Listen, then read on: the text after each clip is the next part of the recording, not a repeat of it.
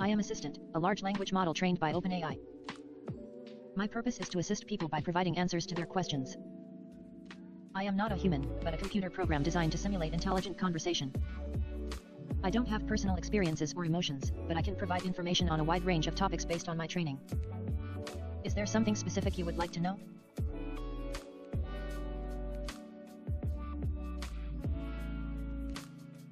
As a large language model, I can generate text based on the input I receive. This means that I can generate answers to questions, write stories and articles, and even create original content. However, because I am a computer program, my responses are not based on personal experiences or emotions, but rather on the information I have been trained on. I can provide information on a wide range of topics, but I am not able to browse the internet or access information that is not part of my training. Can I help you with something specific?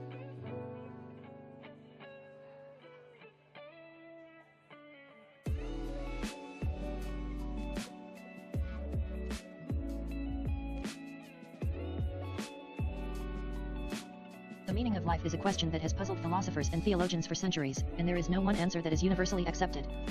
Some people believe that the meaning of life is to seek happiness, others believe it is to serve a higher power or to fulfill a specific purpose. Still, others believe that the meaning of life is something that each person must determine for themselves. Ultimately, the meaning of life is a deeply personal question, and each person may have a different answer depending on their beliefs, experiences, and goals.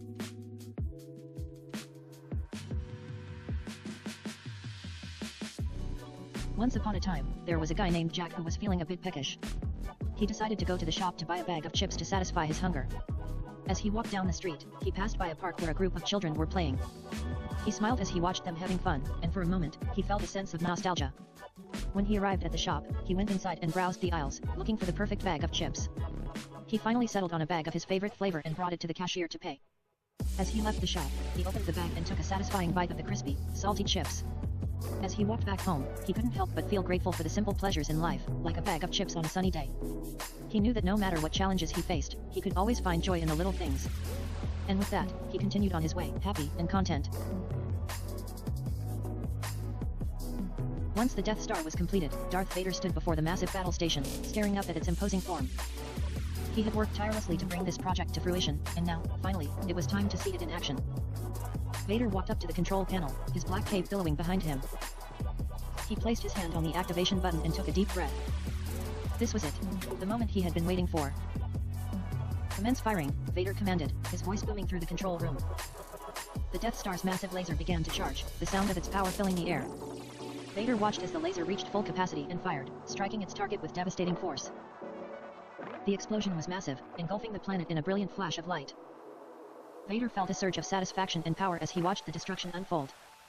The Death Star was truly a weapon of unparalleled destruction, and he was its master. With a smile on his face, Vader turned to leave the control room, already planning his next move in his quest for galactic domination. The Death Star was just the beginning. Once upon a time, in a magical forest far away, there lived a beautiful red unicorn named Rosie.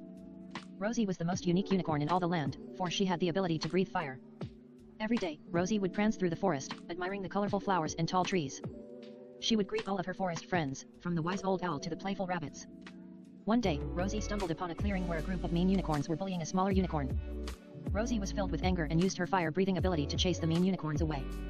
The small unicorn was so grateful to Rosie, and the two of them became the best of friends.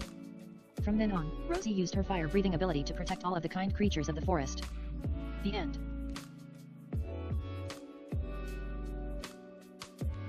Here is a potential script for a movie called The Matrix Regurgitated. Fade into a dark, futuristic cityscape. We hear the familiar sound of rain falling on pavement. The camera pans to a group of rebels, led by Neo, as they gather on a rooftop.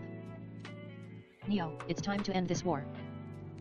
We need to strike at the heart of the Matrix." "Morpheus, you're right, Neo. We need to take down the source." "Trinity, we're with you, Neo." The group sets off on a mission to infiltrate the Matrix and take down the source. They battle their way through hordes of agents and machines, using their superhuman abilities to overcome obstacles. As they approach the source, they are confronted by a new, more powerful enemy, the Matrix Regurgitated. This version of the Matrix has been refined and enhanced, making it even more deadly and difficult to defeat. "Neo, we have to take this thing down." "Morpheus, we'll need all of our strength and skills to defeat it." The rebels engage in a fierce battle with the Matrix Regurgitated, using their martial arts skills and advanced technology to fight back. In the end, they are able to destroy the source and free humanity from the Matrix once and for all.